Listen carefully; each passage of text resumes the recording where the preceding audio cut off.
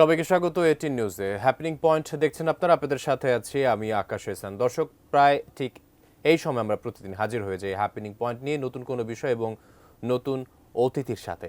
আমাদের আজকের বিষয় দাভোস সম্মেলন। দর্শক, এটি একটি ব্যবসায়িক ফোরাম বা প্ল্যাটফর্ম। বিশ্ব নেতা এবং বিভিন্ন সংস্থার প্রধানরা এই সম্মেলনে যুক্ত হয়ে বহির্বিশ্ব এবং আন্তরিক ব্যবসায়িক সম্পর্ক আদান প্রদান করে থাকে এবং বিভিন্ন দেশ একত্রিত হয়ে, নেতারা একত্রিত হয়ে তাদের ব্যবসায়িক সুযোগ বৃদ্ধির জন্য এই সম্মেলনে অংশগ্রহণ করে থাকে। তারই ধারাবাহিকতায় এবার নতুন বছরে প্রথম বিদেশ সফর করেছেন অন্তর্বর্তীকালীন সরকারের প্রধান ডক্টর মোহাম্মদ ইউনূস। এ বিষয়ে আরও আলোচনা করব আজকে আমাদের আগত অতিথির সাথে। আমাদের সাথে যুক্ত আছেন অধ্যাপক ডক্টর শাহাদাত হোসেন সিদ্দিকী, অর্থনীতি বিভাগ, ঢাকা বিশ্ববিদ্যালয়। স্যার, আপনাকে স্বাগত জানাচ্ছি হ্যাপেনিং পয়েন্টে। ধন্যবাদ স্যার। যেমনটা আমরা বলছিলাম, আসলে ব্যবসায়িক সম্পর্ক আদান প্রদান এবং উন্নয়নের ক্ষেত্রেই এই দাভোস সম্মেলনে সবাই যুক্ত হয়ে থাকে। আসলে আমি প্রথমে একটু জানতে চাচ্ছি, আমাদের বাংলাদেশের ব্যবসায়িক প্রেক্ষাপট কেমন দেখছেন আপনি? জি দেখেন, বাংলাদেশের ব্যবসার কথা যদি চিন্তা করতে হয় তাহলে আসলে ব্যবসায়িক খরচের জায়গাগুলা কি এবং ব্যবসার পরিবেশটা কিন্তু সবচেয়ে বেশি গুরুত্বপূর্ণ বিষয়। এখন বাংলাদেশে বিগত কয়েক মাস আগে যে রাজনৈতিক পট পরিবর্তন এবং আমি বলবো যে রাষ্ট্র ব্যবস্থাপনার যে পরিবর্তন, সেটাও কিন্তু একটা বড় জায়গা যে আমার ব্যবসা বান্ধব পরিবেশের দিকে আমরা যাচ্ছি কিনা এবং সেটা কি হচ্ছে। এবং অর্থনীতির জায়গা থেকে যদি চিন্তা করেন, ফার্স্ট অফ অল আমরা ব্যবসা বলতে আমরা পুঁজি বিনিয়োগের কথা বলি, সেই পুঁজির খরচটা কি হচ্ছে দেশে, আর তার সাথে আনুষঙ্গিক যে পরিবর্তনগুলা, যে রাজনৈতিক স্থিতিশীলতার কথা বলি সেই। এখন কস্ট অফ ক্যাপিটালের ক্ষেত্রে আমরা জানি যে বাংলাদেশ গভর্নমেন্ট, আমরা বলবো যে কেন্দ্রীয় ব্যাংক যে বারবার পলিসি রেট বাড়াচ্ছে, এতে কিন্তু নির্দ্বিধায় কস্ট অফ ক্যাপিটাল বেড়ে যাচ্ছে। এটা কিন্তু ব্যবসায়ীদের ব্যবসা করার ক্ষেত্রে যে খরচ, সেটা কিন্তু অনেক বেড়ে যাচ্ছে। অতএব ব্যবসা করাটার ক্ষেত্রে প্রতিবন্ধকতা বিনিয়োগের ক্ষেত্রে এক বড় প্রতিবন্ধকতা হিসাবে কাজ করছে। আমি আপনার এবং কথার এটাও প্রসঙ্গে বলা যদি হচ্ছে যে হলে আমি একটু নিয়ে আসতে চাই। আসলে এখানে তো ব্যবসায়িক সম্পর্ক আদান প্রদান এবং বিনিয়োগে আগ্রহী করার আলোচনা হবে। তো অন্তর্বর্তীকালীন সরকারের প্রধান উপদেষ্টা তিনিও সেই উদ্দেশ্য নিয়ে গিয়েছেন এবং তিনি সাইডলাইনে কিছু বৈঠক করবেন বিভিন্ন নেতা এবং সংস্থার প্রধানদের সাথে। আসলে বাংলাদেশের পক্ষ থেকে বিনিয়োগ বাড়ানোর আহ্বান জানানো হবে। তো কিন্তু বিনিয়োগের জন্য পরিবেশ কতটুকু, আমি একটু যদি বিস্তারিত আপনার কাছ থেকে জানতে চাই যে কতটুকু বেগবান হয়েছে আমাদের বাংলাদেশের এই মুহূর্তে। জি ধন্যবাদ। আমি বলবো যে এখনো আমরা সেই ইঙ্গিত কিন্তু পাচ্ছি না। এখন বিষয়টা হচ্ছে, আমরা যদি ফরেন ডিরেক্ট ইনভেস্টমেন্ট, বিদেশি বিনিয়োগকে উৎসাহিত করতে চাই, আমাকে কিন্তু সেই ধরনের পরিবেশটা দিতে হবে এবং সেই পরিবেশটা আমাদের তৈরি করলে কিন্তু আমাদের উদাত্ত আহ্বানে তারা সাড়া দিবে। এখন বিষয়টা হচ্ছে, আমরা যদি সার্বিকভাবে বিশ্লেষণ করি, আমরা যে পুঁজির ক্ষেত্রে নীতি নেই বিভিন্ন ধরনের, তার পরিবর্তনটা আসলে কত দ্রুত পরিবর্তন করি, সেই দ্রুত পরিবর্তন করা মানে হচ্ছে তাদের মধ্যে কিন্তু আস্থা আসে না। দ্বিতীয়ত হচ্ছে, একটা দেশে যখন মূল্যস্ফীতি বেশি থাকে, বাংলাদেশ কিন্তু এখন উচ্চ মূল্যস্ফীতিতে বিরাজ করছে। অতএব দেশের অভ্যন্তরীণ উপাদানগুলোকে যদি আপনি সঠিক অবস্থায় রাখেন, ইনক্লুডিং পলিটিক্যাল স্টেবিলিটি, তাহলে কিন্তু বিদেশি বিনিয়োগকারী, আপনি আহ্বান জানাবেন, কিন্তু সেই আহ্বানের রেসপন্স হবে কি হবে না সেটা নির্ভর করবে আমার অভ্যন্তরীণ যে জায়গাটা, সেটা বিদেশি বিনিয়োগকারীদের জন্য আমি সেই অবস্থাটা তৈরি করতে পারছি কিনা। ইভেন দেখেন, আমরা যদি বিগত সময়গুলোর কোথাও চিন্তা করতে পারি, আমরা কিন্তু আশাহত বিদেশি বিনিয়োগ ওইভাবে আকৃষ্ট করতে পারি না। বাংলাদেশকে যখন সাউথ এশিয়ার দ্বিতীয় বৃহত্তম অর্থনীতি বলা হচ্ছে, আপনি যখন জিডিপির সাথে এফডিআই এর ইনভেস্টমেন্টের কথা বলেন, তখন সেটা কিন্তু আমাদের শতাংশিক হিসাবে শ্রীলঙ্কারও অর্ধেক। অতএব আমরা চতুর্থ স্থানে অবস্থান করি। সেই জায়গা থেকে বোঝা যাচ্ছে যে আমরা আমাদের পরিবেশটা বিদেশি বিনিয়োগকারীদের জন্য করতে পারছি না বলেই শুধু বিদেশি বিনিয়োগ হচ্ছে না, বরং বিদেশি বিনিয়োগ না হওয়ার কারণে আমাদের যে বৈদেশিক ঋণ, সেটাও কিন্তু বেড়ে যাচ্ছে। পরোক্ষভাবে আমাদের ফরেন কারেন্সি রিজার্ভের উপর কিন্তু একটা চাপ সৃষ্টি করছে। আপনি আসলে যে বিষয়টা আসলে বললেন যে আসলে চতুর্থ অবস্থানে আসলে আমরা পিছিয়ে আছি। আসলে এক্ষেত্রে আইনগত কাঠামোগত পরিবর্তন, আরও কিছু বৈশ্বিক বিষয় এবং আমাদের অভ্যন্তরীণ কিছু বিষয়ের উপর আসলে নজর দেওয়া প্রয়োজন। আসলে কোন বিষয়গুলো আসলে আমি যদি আপনার কাছ থেকে জানতে চাই, নজর দিলে এই অবস্থার উন্নয়ন সম্ভব বলে মনে করছেন? জি, ধন্যবাদ। যেমন আমি যদি বলি যে প্রথম অবস্থায় আমার দেশের আপনি যখন অন্য একটা রাষ্ট্রে বিনিয়োগ করতে যাবেন তখন প্রথম অবস্থায় চিন্তা করবেন ওই দেশের রাজনৈতিক স্থিতিশীলতা কেমন। এটা কিন্তু অর্থনৈতিক ইনভেস্টমেন্ট, ফরেন ডিরেক্ট ইনভেস্টমেন্ট অর্থনীতিকে চাঙ্গা করার জন্য নিয়ে আসার চেষ্টা করা হচ্ছে, কিন্তু সেটা নির্ভর হচ্ছে রাজনৈতিক স্থিতিশীলতার উপর। এখন রাজনৈতিক স্থিতিশীলতা আমরা যদি না দেখি, মানে হচ্ছে সেই আস্থাটা যদি না আসে, তখন কিন্তু যত কি চেষ্টা করেন না কেন সেই জায়গাটা বিদেশি বিনিয়োগ বাড়ানোটা কিন্তু সম্ভব হয় না। পরবর্তীতে অনেক অর্থনৈতিক এবং এনভায়রনমেন্টাল কিছু উপাদান আছে যেগুলা কাজ করে। এখন আপনি যখন কোনো একটা দেশে বিনিয়োগ করতে আসবেন, সেই দেশের মূল্যস্ফীতির পরিমাণ যদি অনেক বেশি থাকে, তখন আপনি কিন্তু বিনিয়োগ করে যে বেনিফিট পাবেন সেটা যদি মূল্যস্ফীতি অনেক খেয়ে ফেলে, তাহলে কিন্তু আপনি বিদেশি বিনিয়োগকারীরা আকৃষ্ট হবে না। তার মানে হচ্ছে আমি বলছি মূল্যস্ফীতিকে নিয়ন্ত্রণ করা। থার্ড ফ্যাক্টর হিসাবে যদি আমি বিবেচনা করি, সেটা হচ্ছে আপনি টাকার মান ধরে রাখতে পারছেন কি পারছেন না। পৃথিবীতে আপনি যদি এম্পিরিক্যাল এভিডেন্সের কথাই বলেন, যে আমি আসলে দেখতে চাই পৃথিবীর কোন দেশে কেমন ঘটনা ঘটে, তার প্রেক্ষাপটে অসংখ্য এক্সাম্পল পাবেন যে ওই দেশ যদি তার টাকার, বাংলাদেশের প্রেক্ষাপটে মনে করেন টাকার মান ধরে রাখতে পারছেন না, অর্থাৎ টাকার মান যদি ধরে রাখতে না পারেন, বিদেশি বিনিয়োগকারীরা বাংলাদেশে বিনিয়োগ করে টাকা উপার্জন করবে, সেই টাকা দিয়েই কিন্তু ডলার কিনে তারা সেই প্রফিটের অংশটুকু পাঠাবে। কিন্তু কথা হচ্ছে এই টাকা দিয়ে যখন ডলার কিনতে যাবে বেশি টাকা লাগবে, তখন তো বেশি টাকা দিয়ে সেম ডলার কিনবেন, তার মানে হচ্ছে সে কিন্তু লসের সম্মুখীন হয়। অর্থাৎ টাকার মান আপনি যদি স্থিতিশীল করতে না পারেন, তাহলে অবশ্যই বিদেশি বিনিয়োগকারীরা আসবে স্যার, না, আপনার কথার সেটা মাধ্যমে নিশ্চিন্তে যে বলা যায়। বিষয়গুলো আসলে আসলো, আসলে আন্তর্জাতিক বাণিজ্যে আমি যতদূর জানি আসলে আইনগত কাঠামোতে বাংলাদেশ 50-এর একটু অধিক মার্কিং নিয়ে আছে, এবং সরকারি যেই নীতি নির্ধারণী পর্যায়ে সেখানে অনেক কম, 50-এর অনেক নিচে, প্রায় 29 দশমিক সামথিং এ আছে। এক্ষেত্রে সরকারি এবং আইনগত দিক থেকে আরও এগিয়ে আসতে হবে, কাঠামোগত দিক থেকে পয়েন্ট মার্কিং বাড়াতে হবে আমি জানি, যদিও ব্যবসায়িক পরিচালনার ক্ষেত্রে মার্কিং অনেক ভালো অবস্থানে আছে।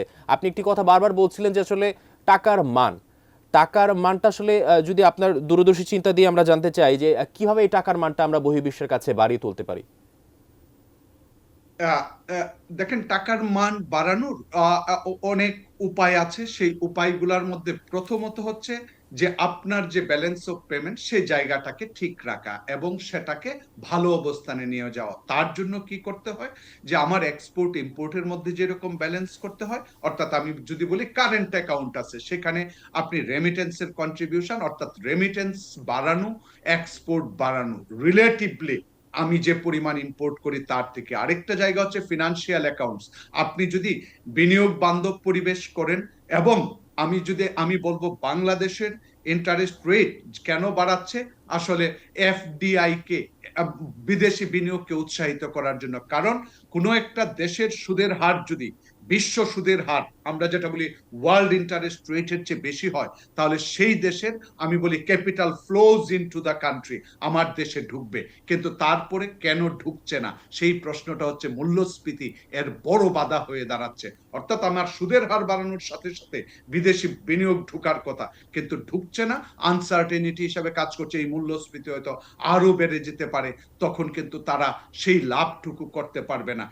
আরেকটা জায়গা হচ্ছে যে আমরা যদি স্থিতিশীল করতে চাই, তাহলে এফডিআই কে আনতে হবে। কিন্তু বিষয়টা হচ্ছে, আমি বলছি এফডিআই এর পূর্ব শর্ত হচ্ছে ওই দেশের অভ্যন্তরীণ অর্থনৈতিক স্থিতিশীলতার সাথে সাথে রাজনৈতিক স্থিতিশীলতা এবং ব্যবসা বান্ধব পরিবেশ।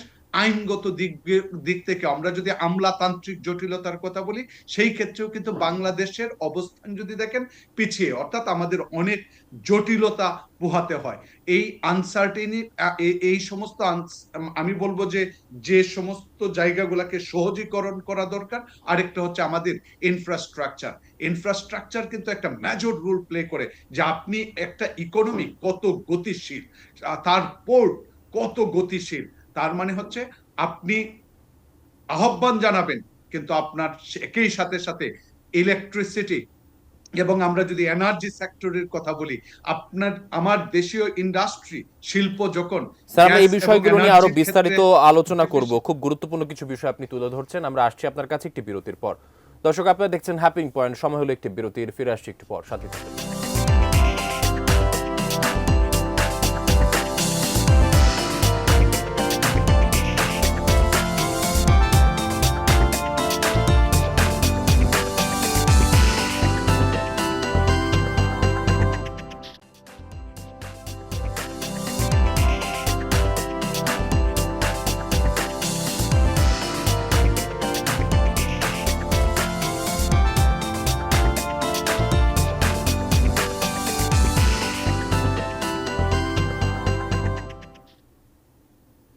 দর্শক, বিরতির পর আবারও স্বাগত। আপনারা দেখছেন হ্যাপেনিং পয়েন্ট। আমাদের সাথে যুক্ত আছেন অধ্যাপক ডক্টর শাহাদাত হোসেন সিদ্দিকী। স্যার, আপনার কাছে আবারও বিরতির পর ফিরে আসলাম। আপনি বলছিলেন বিদ্যুৎ এবং গ্যাস নিয়ে।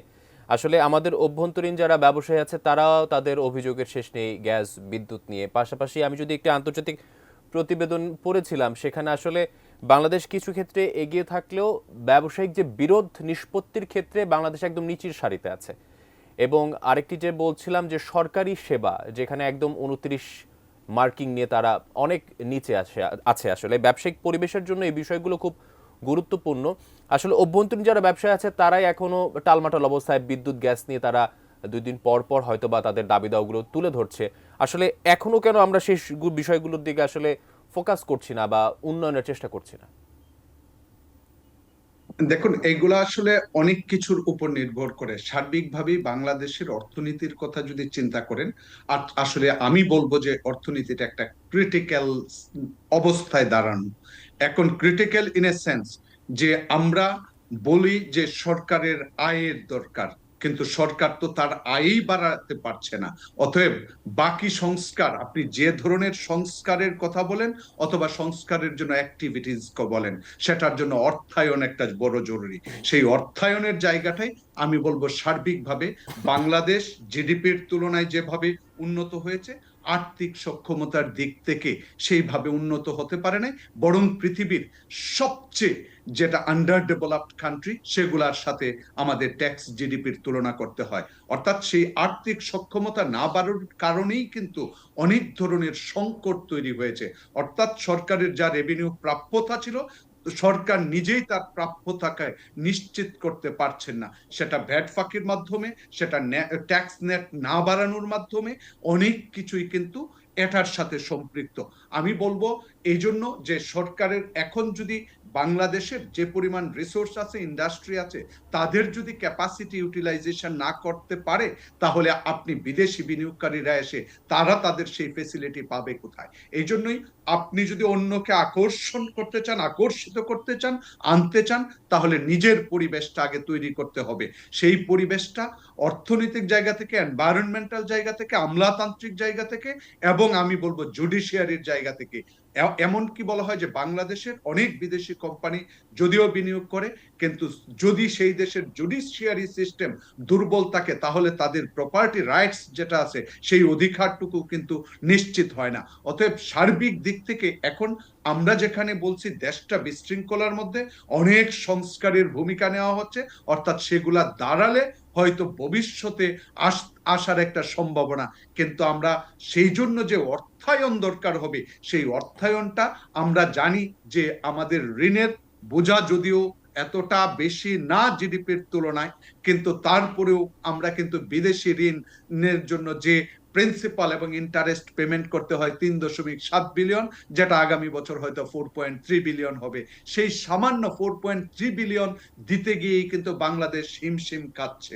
অতএব বাংলাদেশের যে বিদেশি বিনিয়োগ প্লাস হচ্ছে ফরেন কারেন্সির গুরুত্ব অপরিসীম, যে অবস্থায় থাকেন না কেন, এই সমস্ত বিষয়গুলা ইঙ্গিত দেয় যে এর গুরুত্ব অপরিসীম। আর তার জন্যই কিন্তু হচ্ছে আমার ব্যালেন্স অফ পেমেন্টকে ঠিক করতে হবে, এবং ঠিক করার জন্য যথাযথ পদক্ষেপ মানে হচ্ছে সরকার আয় ব্যয়ের মধ্যে আইদার আমাকে, যেমন ডেভেলপমেন্ট প্রজেক্টে শুনেছেন 50,000 কোটি টাকা আপাতত সংকোচন করার পরিকল্পনা, কিন্তু 50,000 কোটি টাকা না, লাস্টে গিয়ে দাঁড়াবে 1 থেকে 1.5 লাখ কোটি টাকা। কিন্তু সেটা কেন কমাতে হচ্ছে, তাহলে তো আমি বলবো আমার যে উন্নয়নের গতিধারা সেটাকে স্তীমিত হয়ে যাওয়ার একটা শঙ্কা দেখতে পাচ্ছি। কিন্তু সেই শঙ্কা কেন দেখতে পাচ্ছি? বিকজ আমাদের রেভিনিউর যে টার্গেট সরকারের আয়ের, সেটাও কিন্তু লক্ষ্যমাত্রা অর্জিত হচ্ছে না। যেমন বিগত 5 মাসের কথাই যদি এই অর্থ বছরে চিন্তা করেন, তাহলে 42,000 কোটি টাকার শর্টফল। অতএব এই শর্টফল কিভাবে গুছাবেন সেটা কিন্তু বড় শঙ্কার বিষয়। অতএব অর্থায়ন যখন সংকটে থাকে অথবা সংখ্যায় থাকে, তখন কিন্তু আপনি যে সমস্ত সেক্টরের কথা বলছেন, বিদ্যুৎ, পরিবহন এবং পোর্ট ফ্যাসিলিটিকে আরো এক্সপেডিশন করা, সেই জায়গাগুলা কিন্তু তখন করা খুব কঠিন হয়ে যায়। আর এই সমস্ত জায়গাগুলা যদি উন্নত না করা যায়, গতি অর্থনীতির মধ্যে না আনা যায়, এবং ট্রান্সপারেন্সি, দুর্নীতি একটা বড় মানে যে যদি দুর্নীতি বাধাগ্রস্ত করে হচ্ছে বিদেশি বিনিয়োগ। এখন আপনি যদি বলেন দেশে প্রচুর পরিমাণ দুর্নীতি হয়েছে, অতএব সেই ফিনান্সিয়াল সেক্টরের উপর কিন্তু বিদেশি বিনিয়োগকারীদেরও আস্থাহীনতা তৈরি হয়। অতএব এই সমস্ত রিফর্মস গুলা আসলে বাংলাদেশের প্রাতিষ্ঠানিক যে দুর্বলতা, সেটা ইন্টারন্যাশনাল যে ইন্ডেক্স সূচকগুলা তৈরি করে, সেখানেও বাংলাদেশের প্রাতিষ্ঠানিক গভর্নেন্সের যদি সূচকের দিকে তাকান, তাহলে বাংলাদেশ তলানিতে রয়েছে। অতএব যে দেশের ইনস্টিটিউশন দুর্বল, সেটা তার ট্রান্সপারেন্সির দিক থেকে, অ্যাকাউন্টেবিলিটির দিক থেকে সার্বিকভাবে স্বচ্ছতার অভাব থাকে, সেই দেশে কিন্তু বৈদেশিক বিনিয়োগ আনা বরং কঠিন। রাদার আমি বলবো যে গুরুত্ব দেওয়া উচিত যে আমি আমার হিউম্যান ক্যাপিটালটাকে আরো কিভাবে স্কিল করে বিদেশে পাঠাতে পারি। বাংলাদেশে প্রতি বছর আমরা সবাই জানি যে 30 থেকে 40 lakh new entrance into the job market নতুন ভাবে বাজারে আসে, কিন্তু তার মধ্যে বৃহৎ একটা অংশ, আমি বলবো যে 10 থেকে 12 লক্ষ মানুষ কিন্তু বাহিরে পাঠানো হয়। কিন্তু তারা যদি দক্ষতা নিয়ে যায়, তাহলে কিন্তু ফরেন কারেন্সি, যেমন পাকিস্তানের কথা যদি চিন্তা করেন, তাহলে 1,12,00,000 মানুষ 3 বিলিয়নের উপরে কিন্তু রেমিটেন্স পাঠায়। কিন্তু আমরা কিন্তু 1,52 থেকে 62 লাখ মানুষ, আমরা কিন্তু এখন 2.65 দিয়ে সেটাকে অনেক বড় করে দেখি। কিন্তু আমরা আশা করতে পারি যে আমাদের এই রেমিটেন্সকে বাড়ানোর সুযোগ রয়েছে,